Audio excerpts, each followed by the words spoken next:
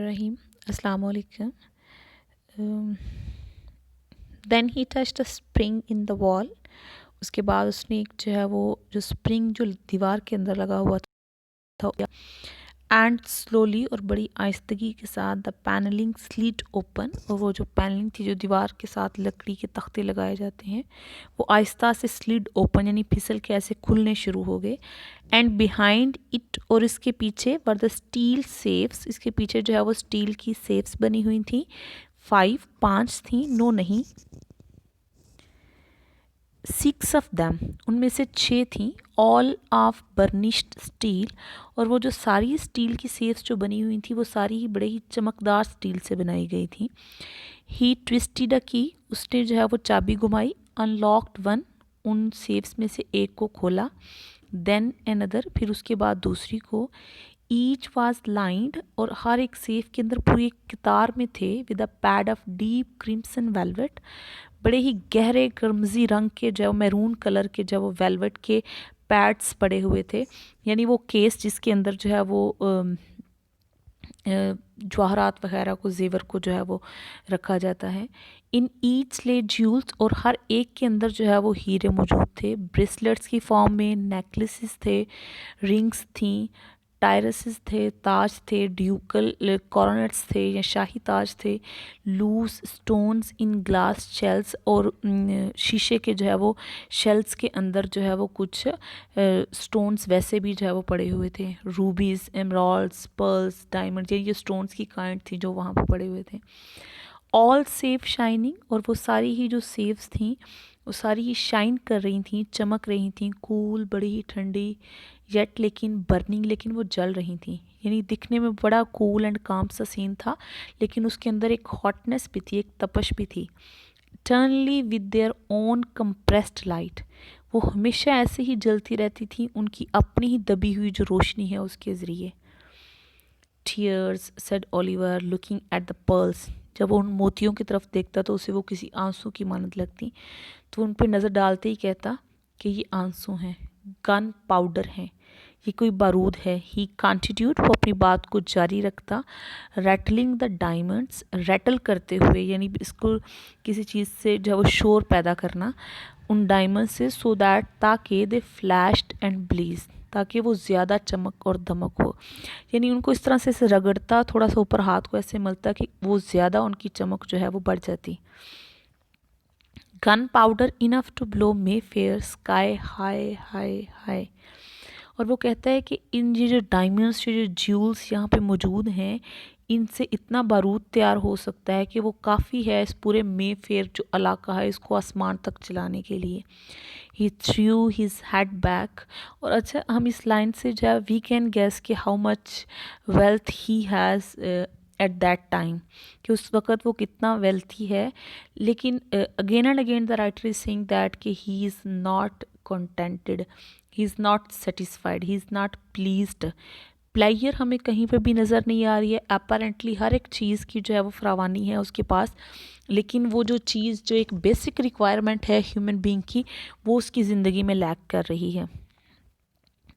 ही threw his head back, उसने अपने sir को ऐसे पीछे की तरफ फेंका, एंड मेड अ साउंड, और उसने एक ऐसी आवाज़ निकाली लाइक अ हॉर्स, किसी घोड़े की तरह, नींग, जैसे घोड़ा हिनहनाता है, यानी इस तरह की उसने साउंड क्रिएट की। एज ही सेड इट, जब उसने ये कहा, द टेलीफोन बस्ट ऑब्सिक्वसली, उसका मोबाइल फ़ोन जो है वो बड़ी ही फ्लैटरिंग वे में, बड़े खुशामदाना अंदाज में जो है वो बजना शुरू हुआ। इन अ लो म्यूटेड वॉइस, बड़ी ही मदम किस्म की आहिस्ता से दबी हुई जो है वो आवाज़ में, ऑन हिज टेबल, उसकी मेज़ के ऊपर। ही शट द सेफ, उसने सेफ को बंद कर दिया। इन 10 मिनट्स, 10 मिनटों में, ही सेड, उसने कहा, नॉट बिफोर, इससे पहले नहीं। एंड ही सैट डाउन, और वो बैठ गया, एट हिज डेस्क, अपने डेस्क पे, and looked at the heads of Roman emperors, और उसने वहाँ पे जो है वो जो रोमन के शहनशाह हैं उनके हेड्स को देखना शुरू कर दिया, that were graved on he sleeve links, जो कि उसके जो है वो स्लीव जो आस्तीनों थी उनके लिंक्स के ऊपर जो है वो जिनको ग्रेव्ड मुनक्किश किया गया था। एंड अगेन, और दोबारा, he dismantled himself and became once more the little boy playing marbles in the alley, यानी उसके पास्ट और प्रेजेंट के अंदर हमें डिसकनेक्टिविटी नज़र नहीं आती है। Still he is connected with his past. वो अभी भी टाइम एंड अगेन जो है वो जंप करता है अपने पास में। यानी राइटर यहाँ पे स्ट्रीम ऑफ कॉन्शियसनेस की टेक्निक को यूज़ करते हुए जो है वो बता रही है कि वो प्रेजेंट में रहते हुए भी जो है वो ऑफ एंड अगेन जो है वो अपने पास्ट को याद कर रहा है और अपने पास्ट के जो बेसिक जो मेन इवेंट्स हैं जिसने वाक़यातन उसकी लाइफ को इफ़ेक्ट किया, इन्फ्लुएंस किया है, उन सारे इवेंट्स को याद करता है। और वो ज़्यादातर वो सारे इवेंट्स इवल ही हैं, वो सारी उसकी वाइसेस पे कंसिस्ट करते हैं। He became okay again he dismantled, दोबारा से जो है वो डिस्कनेक्ट हो जाता है himself and became once more the little boy. और दोबारा से एक दफ़ा फिर एक वो छोटा सा बच्चा है प्लेइंग मार्बल्स, जो पत्थरों के साथ खेलता है इन दी एले गली में वेयर, जहाँ पे दे सेल स्टोलन डॉग्स, यहाँ पे वो चोरी किए हुए कुत्तों को बेचा करते थे ऑन संडे, इतवार को। He became that wily astute, वो दोबारा से जो है वो वैसे ही चालाक और बदमिजाज किस्म का छोटा लड़का है। With lips like wet cherries, और उसके होंठ ऐसे थे जैसे वो कोई गीली चेरीज होती हैं। He doubled his fingers in ropes of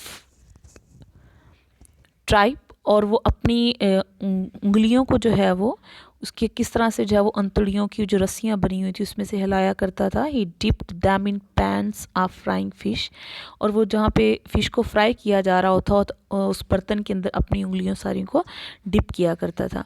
he dodged in and out among the crowds, और वो कैसे हजूम के अंदर धोखा देते हुए कभी यहाँ से वहाँ जाता। ही वाज स्लिम, वो स्मार्ट था, लाइसम, पुरवकार, एलिगेंट था, with eyes like licked stones, और उसकी आंखें ऐसे घिसे हुए पत्थर की मानद थी।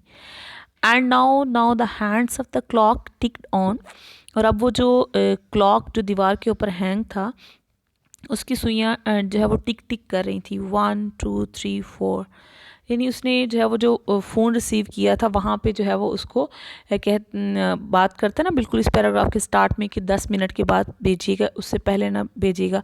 और फिर दोबारा से खुद अपने पास्ट में जो है वो जंप करता है और अपने किसी एक इवेंट को याद करते हैं कि कैसे वो जब एक पुअर जो है वो लिटिल चैपल था और वो वहाँ पे किस तरह की जो है वो यानी बड़े ही किसी स्लम्स बैकग्राउंड से बिलोंग करता है और वो वहाँ पे किस किस्म की एक्टिविटीज़ में वो इंगेज रहा करता था अपने चाइल्डहुड में। और फिर अब वो फिर वो जो उसने टाइम ड्यूरेशन दिया हुआ है 10 मिनट का, अब उसे घड़ी की जो सुइयाँ हैं वो टिक टिक की साउंड सुनाई देती है कि 1 minute pass and the 2 minute now pass 3 or 4। The duchess of Lambourn waited his player, अब ये दूसरा मेन फिगर है द डचेस ऑफ लैम्बॉर्न की जो नवाब बेगम है वो उसका इंतज़ार कर रही हैं उससे मिलने के लिए। द डचेस ऑफ लैम्बॉर्न, वो लैम्बॉर्न की जो है वो नवाब बेगम थी, डॉटर ऑफ 100 अर्ल्स। अर्ल जो होता है ना, जैसे हम यहाँ पे चौधरी का खिताब देते हैं, ऐसे अर्ल जो है वो नवाब का खिताब है जो दिया जाता है। और वो यानी पिछले 100 सालों से उसका ख़ानदान, वो एक नवाब ख़ानदान से जो है वो बिलोंग करती थी। She would wait for 10 minutes on a chair, और उसने के कहने के मुताबिक जो है वो अपनी चेयर पे 10 मिनट इंतज़ार करेगी at the counter. She would wait his player, वो सिर्फ उसकी प्लेयर का, उसकी खुशी का कि जब वो प्लीज़्ड हों या जब उनको सूटेबल लगे तो उसको वो कॉल करे, उनसे मुलाकात हो सके। शी वुड वेट टिल, वो इंतज़ार करेगी। ही वॉज रेडी टू सी हर, जब तक कि वो तैयार नहीं हो जाता उससे मुलाकात के लिए। He watched the clock in its shagreen case, उसने क्लॉक की तरफ देखा, उसकी जो चमड़े की थैली में था। द हैंड मूव्ड ऑन, उसकी सुइयाँ मुसलसल आगे की तरफ बढ़ रही थी। विद ईच टिक, और हर एक टिक के साथ द क्लॉक हैंडेड हिम, और क्लॉक सो इट सीम्ड, हर एक टिक के साथ जो है वो उसे ऐसे लग रहा था जैसे क्लॉक जो है वो उसको हैंडेड हिम, उसके हाथ में पकड़ा रहा है। सो इट सीम्ड, ऐसा लग रहा था। पेड डी फॉर ग्रास, एक ये घास की किस्म है, ग्लास ऑफ शैम्पेन दे रहा है, एंड अदर ऑफ फाइन ब्रांडे, या फिर किसी नाइस किस्म की शराब पेश कर रहा, सिगार कॉस्टिंग 1 गिनी, या फिर एक ऐसा स्कार जिसकी कीमत जो है 1 गिनी है।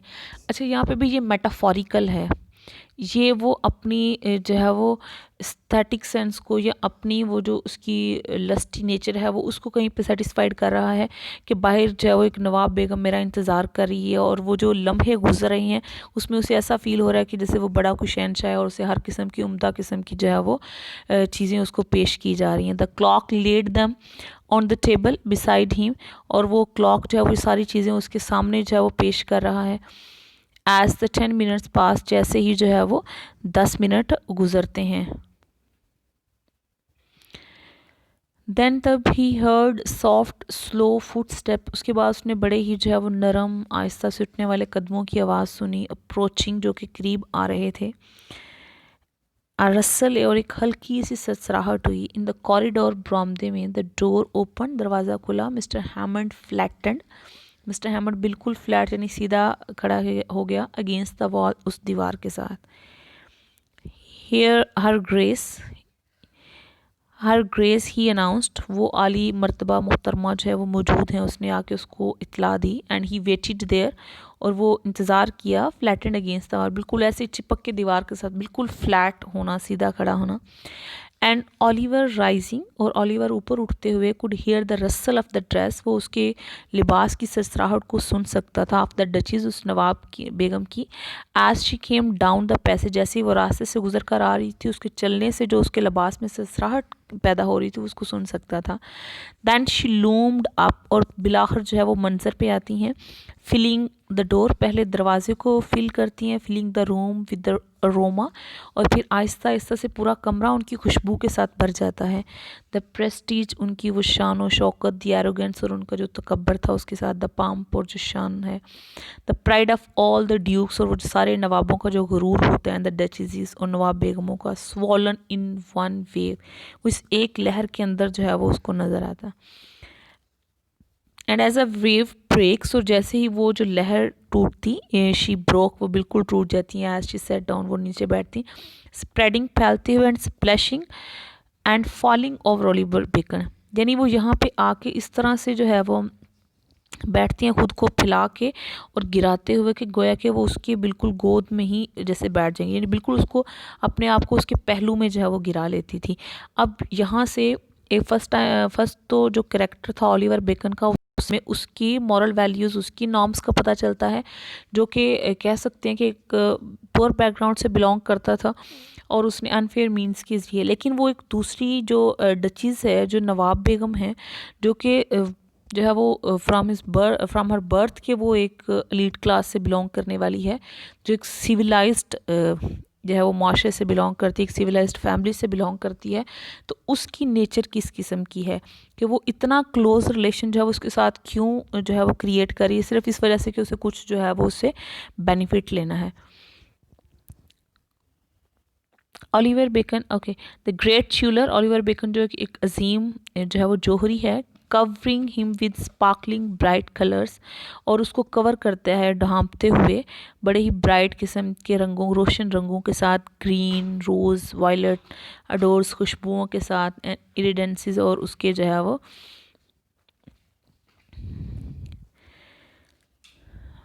उसके साथ इडेंसिस एंड रेज शूटिंग, और वो जो उसकी शुआएं निकल रही थी बाहर की तरफ फ्रॉम फिंगर, उसकी उंगलियों से। नॉडिंग फ्रॉम प्लूम्स, ऐसे किसी जो है वो जो कलगियों के हलकोरे होते हैं। And okay, flashing from silks, और उसके जो सिल्क का लिबास है उससे चमक। फार, क्योंकि शी वॉज वेरी लार्ज, कि वो काफ़ी बड़ी थी। वेरी फैट, और काफ़ी मोटी थी। टाइटली गर्ड इन पिंक टैफेट, और अपने रेशम किस्म के जो गुलाबी लिबास था उसमें बड़ी, यानी वो बड़ा उन्होंने चुस्त किस्म का तंग लिबास पहना हुआ था। एंड पास्ट हर प्राइम, और अब उनकी जवानी का वक्त जो था वो गुजर चुका था। एज अ पैरासॉल विद मैनी फ्लॉन्सीज, बिल्कुल ऐसे जैसे कोई छतरी जिसकी बहुत सारी जाल रहे हों। एज अ पीकॉक, या फिर कोई जो है वो पीकॉक हो, कोई मोर हो, विद मैनी फेदर्स, जिसके बहुत ज़्यादा पर हों। शट्स इट्स फ्लॉन्सेस, वो अपने जालरों को बंद करता है। फोल्ड्स इट्स फेदर, अपने फेदर्स को जो है वो परों को फोल्ड करे। सो शी सबसाइडेड, बिल्कुल उसने ऐसे ही जो है वो इस तरह से किया।